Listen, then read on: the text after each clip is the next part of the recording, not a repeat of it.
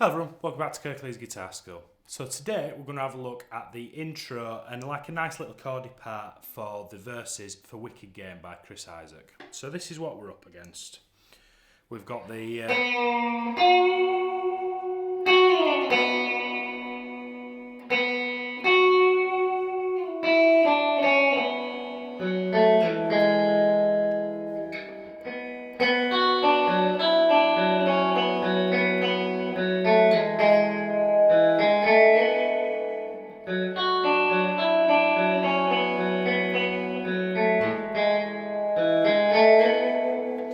and if you stick around to the end, I will show you a cool little thing that we can do around the verses, and we'll talk about tones at the end of the video as well, because I've got a very specific setup for this video and I want to talk about it. Right, so the guitar uses a whammy bar on the original, and I'm assuming it's something with a Bigs bit. I don't have that, but I've got this lovely Jazzmaster to play with today, which yields a similar sound. If you've got a Stratocaster with a whammy bar or a tremolo, you can use that instead. If you don't, you got a stop tailpiece like a Gibson style guitar, just do without. It's a minor thing, don't make a big deal out of it. I'd much rather you have a go at it without the whammy bar than not have a go at all. So what we're going to do, we're going to start with the open B string. I'm going to pluck that note, and then I'm going to depress the whammy bar enough so that that B turns into a B flat.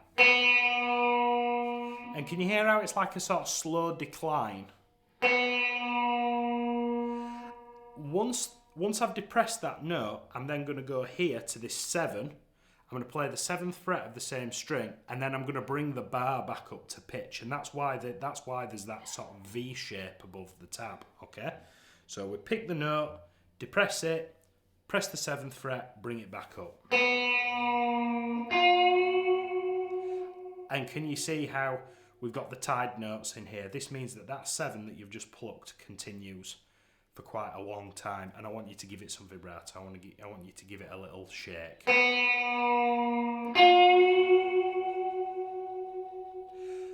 Then I'm going to pick that 7th fret again here, over here with the slide.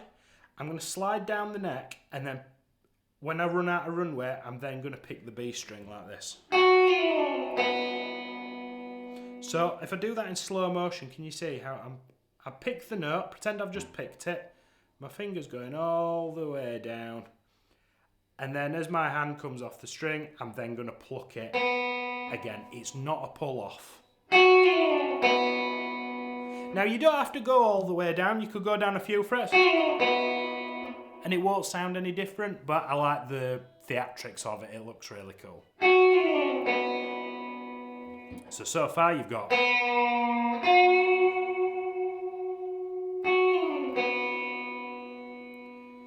Now you see this dude all the way at the end, down here, sorry, everything's backwards here. So you see this dude down at the end, that 0. Can you see how it's just the same as how it starts? And that's because we are going to the 7 again. So let's just imagine that this 0 is bolted onto our next phrase. And you see how we play the 7 and the line's coming back up. So you're still doing depressing the 0, coming back up on the 7. And again, if you look here, we've got plenty of vibrato, and all those notes in brackets are tied notes. So they're all tied together, and it's just, you play that 7, but it lasts for such a long time, we have to bolt extra notes onto it. Then, on the same string, we're going to move down the scale, 5, 3, 2. So that's E, D, and D, and C sharp. And notice how those notes underneath are connected with a 3 in brackets. That's because they're triplets, but they're the crotchet triplets, which is quite unusual. Try not to get too wrapped up in that. It's more a cascading. Da, da, da, da. Just have that phrase in your head. And I'm using ring finger there.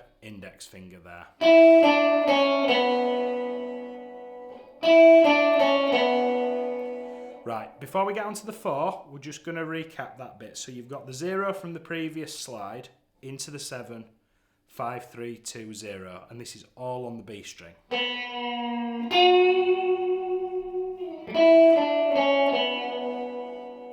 Now you'll notice that I can't stop messing about with this. If it's here, I've got to make funny noises with it. But it is that kind of piece where the more sort of you mess about with this, the more kind of authentic it sounds. We're going for that sort of 60s surf rock kind of vibe, hence the Jazzmaster today. Right, moving into the last bit of the bar, the fours over here. This is the trickiest part, believe it or not, and it's all down to using the correct fingers, okay? So that 4 on the D string is an F sharp note. I want you to play that with your ring finger, and then I'd like you with your index finger to play the 2nd fret underneath it. Imagine it's like an upside down power chord. And then what I'm going to do, this is crucial, you're going to be so tempted to just take those 2 fingers and go like that. Don't want you to do that. Ring, index, middle, index. Now can you see? I'm just that little bit close to that 2nd fret with my middle finger, and it just means I can get there a little bit quicker. And once you get to that 1, you want to give it a little bit of vibrato.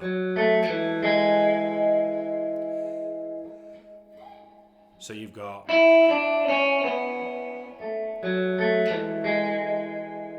Now you can either do it with the vibrato by playing, or you can... You see how I'm touching the whammy bar? Either way is fine.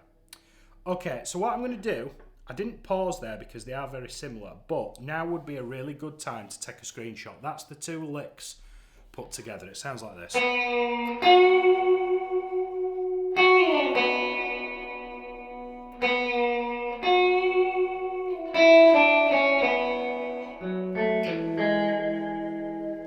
Take a screenshot if you need to. If not, we're going to go to the next bit, which is the cascading rhythm. So this is all based around a B minor, but rather than thinking of it like this, I'm thinking of it like, I don't know if any of you will have learnt this B minor shape, which basically, it's exactly the same, but it takes the bar out. Instead of barring that 2nd fret, I'm pressing the 2nd fret of the high E string. So I want you to chop this first bar into 2. The first 4 notes we're going to treat as its own little phrase, okay? Now, I want you to press that 4th fret with your ring finger on the top, okay?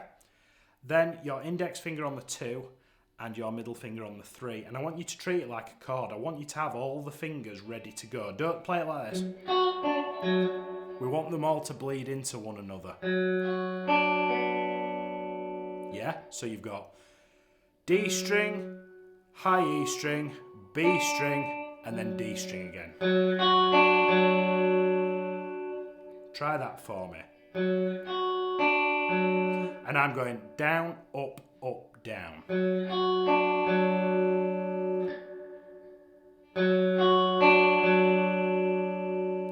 So pause that and practice that if you need to. If not, the only difference now, we're going to let go with the index finger.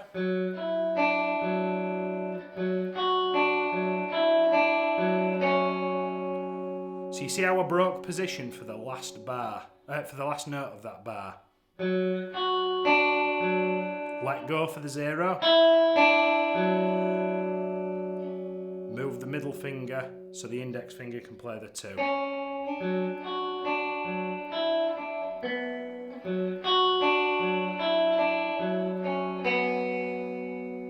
And we're going to tag a 0 on the end of that.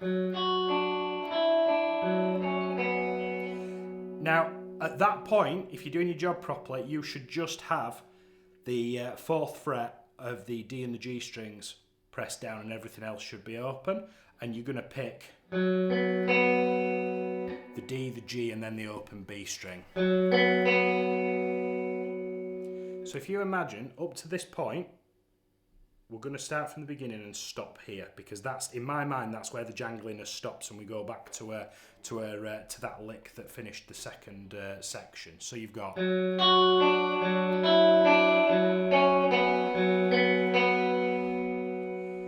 And then we're going to bookend that with 4th fret, just like we did in the last section. Ring finger on the 4, index on the 2, middle on the 2, index on the 1. That brings us up to here. And then we're going to walk back up the scale with 2nd fret on the D, index on the 1, and then hammer onto the 2.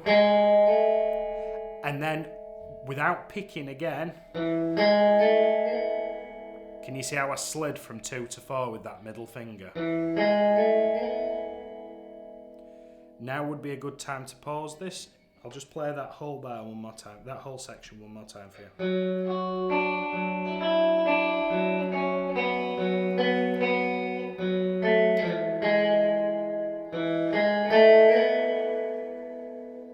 And again, any opportunity that you've got to put vibrato, whether it be fretted or with the whammy bar, is a good idea. So pause if you need to. If not, let's get to the end of this lick, which all this part here is exactly the same.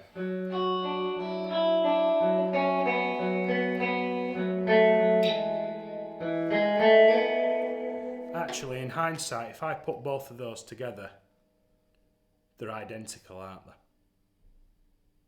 So again, now would be a good time to pause and try that all together. Let me play both of those back to back for you.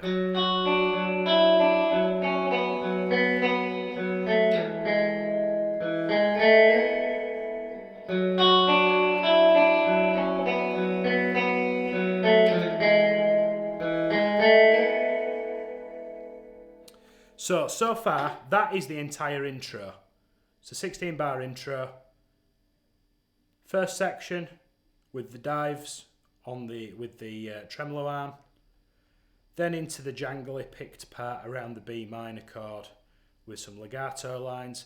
And if you get to that point, Chris Isaak should start singing there. Okay. Now, when he starts singing, the entire song is B minor, A major, and then E with a little suspension before the 2nd bar. It's 1 bar of B minor, 1 bar of A major, and then 2 bars of E major. And that's what's really different about this piece. Is it's what we call Dorian. That E, to be in the key of B minor, should be an E minor, but it's not. It's major, and that's what gives it this cool kind of flavour that nothing else I've heard has, you know. And I think that's why people like it so much, because it's just one note that changes. That G turns into a G sharp, and it just sounds awesome. Now, over that part, if I was playing this in a band, where are we? We're there, look. Right, okay. So, I mean, we could play B minor, A, and then E. But that's boring, and you all can probably do that. And if you can't, that's what I want you to do to start with. This is almost like level 2. So this is incorporating bar chords. So we're gonna bar the 7th fret of the G, the B, and the high E strings with the index finger, and then with the ring finger, I'm gonna play the 9th fret of the D string, and that's gonna create this lovely. And we're just gonna hold that for the 1 bar. That's the world was on fire, no one could save me but you. So we've got that B minor. Now this A is a little bit different. I could probably figure out the name, but I call it a floaty A. It's based around the A bar chord, but I want some open strings in there to get more jangly. Now what I'm doing is I am playing the 5th, 6th and 7th frets of the B, G and D strings, and then I'm picking the open A and the open E at the same time, and it creates this lovely. So we've got B minor. And then because the progressions constantly feels like it's stepping down throughout all 4 bars, I'm then going to go to a bog standard E major chord. Open E, 2nd A, 2nd D, 1st fret G, open, open. Now what's different about this bar, it's the only bar with 2 chords in it. We're going to play that E and we're going to hold it for 3 beats. And on the 4th beat, to get a suspended chord, I should do a video on suspended chords, I might put that on the itinerary for next week. We're going to take as pinky, and on top of that E chord, we're going to press the 2nd fret of the G and then strum the chord again. Again, suspended chords kind of sound a bit floaty and lovely. and then I go back to the E. So we play E for 3 beats, E suspended fourth for 1 beat, and then E for the remaining 4 beats of the verse. So it'll go 1, 2, 3, 4, 1, 2, 3, 4. The whole thing. 1, 2, 3, 4, 1, 2, 3, 4, 1, 2, 3, 4, 1, 2, 3, 4. Now what I'd do there is I would play that all the way until the chorus starts, where he goes, and I don't want to fall in love. And for that part, I go back to the jangle A. I go back to that part in the choruses. You've all 3 parts there. The intro can be split into 2. The jangly part around the B minor chord can be played over the choruses. You will hear the intro come back again at least twice in the song, and all the verses and the quiet sections. If you play that B minor A E part, you have got the whole song there. It's a really fun, different song to play. So let's just talk about tones before I finish. So I'm using a what is it? American Vintage 66 Jazzmaster. So I just got this. I'm really, really enjoying it. It's really different. It's got that sort of surf rock kind of vibe to it. And I thought it was perfect for this kind of music. And this is why I've got it. It's got a tremolo. Anything you've got, it's sparkly clean. Most things that we've looked at on the channel have either been straight acoustic or they've been... they've had quite a lot of distortion. I've got the Les Paul out, or I've wound up Marshall kind of sounds. But I thought I'd go completely different for this one. So we've got the 66 reissue Jazzmaster, and then I dug this out of storage, my little 65 reissue Princeton. So you see how they've got the I've got it pretty wound up in the room. It sounds awesome. So I've got the volume on 5 and the reverb on 5.